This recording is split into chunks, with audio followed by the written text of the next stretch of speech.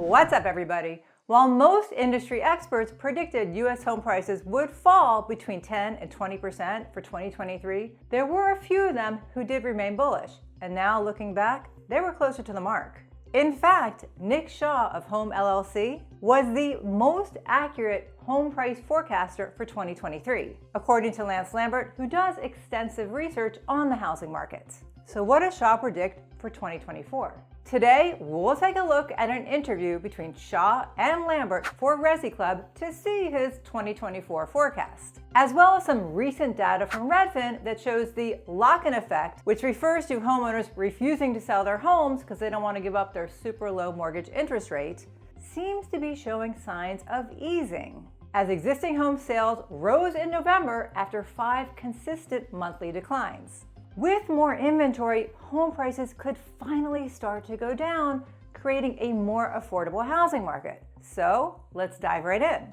Back in 2022, U.S. home prices already started to correct when mortgage rates started to climb, which was Fed Reserve's Jerome Powell's goal to combat inflation.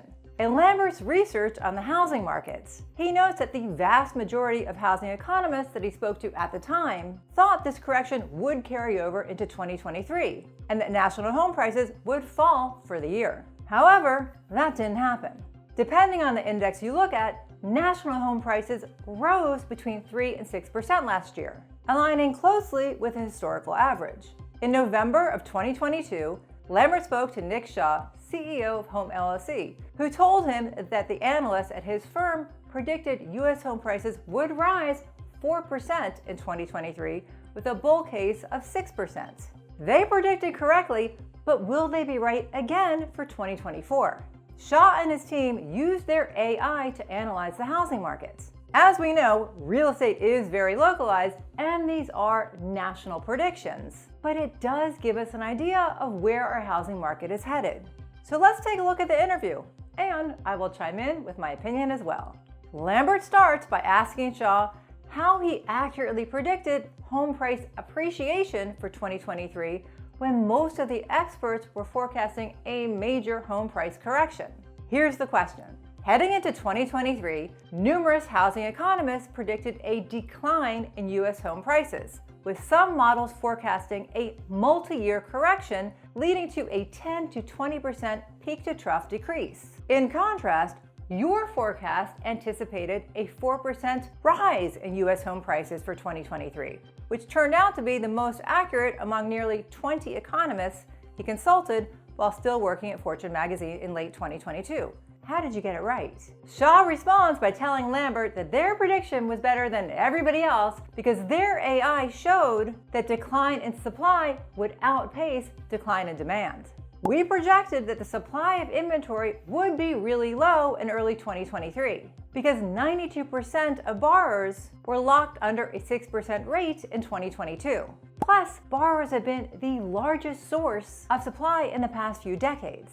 We predicted this lock-in effect from increasing interest rates way back in November of 2021 because our AI modeled scenarios going back 50 years, especially the tumultuous 1970s. We'll get into the lock-in effect a little later in this video and how it may be easing. If Shah's prediction was based on it remaining tight, we may be in for a very different 2024. Lambert's next question was in regards to the months of supply and why the higher mortgage rates didn't cause more inventory. Here's the question. While months of supply have risen since the pandemic lows in 2021, we're still below 4 months of supply. Why do you think the mortgage rate shock didn't translate into a greater uptick in active listings? Shah responds by clarifying that the 3 sources of supply all remain constrained. Number 1, existing owners, most of whom do not want to sell. Why? Because 79% of borrowers are still locked in at sub 5% rate. Why would homeowners list homes when rates were higher than 6% throughout 2023? More on this later. Number 2, new construction, which is led by large builders, offered many incentives like mortgage rate buydowns to pre-sell inventory, leading to rise in new home sales. Number 3, most delinquencies, which were still very low, did not convert to foreclosures as owners with positive equity were incentivized to sell their homes during pre-foreclosure. I agree with him on this. how can supply increase if existing homeowners aren't selling, builders are incentivizing people to buy, and foreclosures are lower due to the increase in home equity? Moving on to the U.S. home price forecast for 2024. Lambert asks, when it comes to U.S. home prices, what are you forecasting for 2024? How do you expect the U.S. housing market to look this year? Shah responds by saying that barring a black swan event, they predict that the housing market in 2024 will appreciate more than 2023. They are projecting a 4 to 7% increase in the Case-Shiller Home Price Index in 2024. FYI, a black swan event is an extremely negative event or occurrence that's impossible to predict. Shah defends its U.S. home price prediction by saying that buyer demand will increase and housing supply will not be able to keep up. Number 1, falling mortgage rates will increase demand. Our AI projects a 5 million increase in home buyers for every 1% drop in rates. In contrast, there are less than 1.5 million homes listed for sale. Number 2, housing supply will remain lower than demand. For resales, our AI projects that decreasing rates will increase demand way more than increasing supply. Plus, there's an 11% annual drop in construction of single-family homes. Plus, increasing unemployment won't materially increase delinquencies because the credit quality and home equity of most borrowers is pristine. He does qualify that while they are bullish about national home price predictions, they are still bearish about certain metros like Austin, Boise, and Denver, which they have been since 2022. I want to pause for 1 second and just ask you guys, how do you feel about AI intelligence? Do you trust it? Because I don't know, for some reason, I'm still not 100% confident in AI. But that may be just me, so let me know, comment below. Lambert then asked Shah about the next 10 years on home prices. Are there still downside risks when it comes to home prices? And how do you see that shifting through the next decade? Shah responds by saying they are predicting a bleak 2030s unless there are significant changes. While we are bullish about home prices in the 2020s, we are still bearish about home prices in the long term, unless immigration compensates for declining birth rates. In the 2030s, housing demand will start falling because Gen Zs make a smaller cohort than millennials, plus will face a steeper affordability challenge. At the same time, supply will increase as boomers age. Lambert concludes his interview by asking about the housing affordability crisis and if Shah thinks it will improve. Historically, housing affordability is fairly strained right now. That'll happen when mortgage rates nearly triple just after U.S. home prices soared over 40% during the pandemic boom. Is there a path to restoring affordability, and what does it look like? Shah comments that while everybody wants affordable housing, nobody wants their own home to suddenly become affordable. This is so true. He continues by saying the pathways to affordable housing are not looking good. A significant change in zoning is unlikely because it's actively backed by most homeowners, who make up 2/3 of the entire population. Building more homes doesn't necessarily lower home prices because the cost of construction, land, labor, and materials keeps increasing as home prices keep increasing. ADUs and modular homes sound promising, but haven't seen mass adoption for a multitude of reasons. Even Congress can't fix affordability for everyone. Many are praying for a housing market crash. Even if there's a massive home price crash, will the Fed and Congress just sit idle? Also, in that event, who is more likely to quickly scoop up homes, Wall Street or Main Street? He makes a really good point about Wall Street or Main Street. I read what you all are writing, and I know a lot of you really hope for a housing market crash, and I get it. Housing has become completely unaffordable, and a housing market crash may open some opportunities for home ownership. But if the housing market crashes, and I really don't think it will, who will really benefit? I mean, think about it. Most likely, the institutional investors will buy up the supply at a discount and then go rent it or sell it at a premium.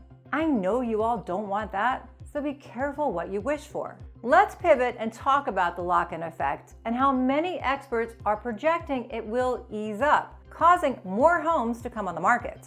According to Redfin's latest housing market data, 88.5% of U.S. mortgaged homeowners have an interest rate below 6%, down from a record 92.8% in the second quarter of 2022.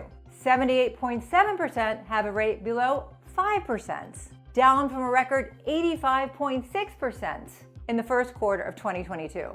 59.4% have a rate below 4%, down from a record 65.3% in the first quarter of 2022. And 22.6% have a rate below 3%, down from a record 24.6% in the first quarter of 2022. This clearly shows that some homeowners are willing to bite the bullet and give up their low interest rate in order to move. There are life reasons for this, such as divorce or job relocation, growing your family, and even death. Also, mortgage rates are on the downward trend, which just feels better than when they were aggressively climbing. Redfin reports that new listings are up 9% for the 4 weeks ending January 7th, and active listings are only down 2.9%, the smallest decline since June. The metros with the biggest increases in new listings are Phoenix, up 21.6%, and Austin, up 20.3%. The metros with the biggest decrease in new listings are Atlanta, down 12.2%, and San Francisco, down 11.2%. The month of supply is 4.2 months, up 0.3 points from a year ago. They say a balanced market is between 4 and 5 months. Remember that these are national numbers. I know that here in the DC area, as of December of 2023, the months of supply is 1.16, with DC being at 2.58, Montgomery County, Maryland being at 0.82, and Fairfax County, Virginia being at 0.70, according to our Bright MLS. So we are really experiencing a seller's market, at least for those houses that are priced right and show well. Some other relevant housing market data is that 24.9% of the homes sold in the first 2 weeks, up from 24% a year ago.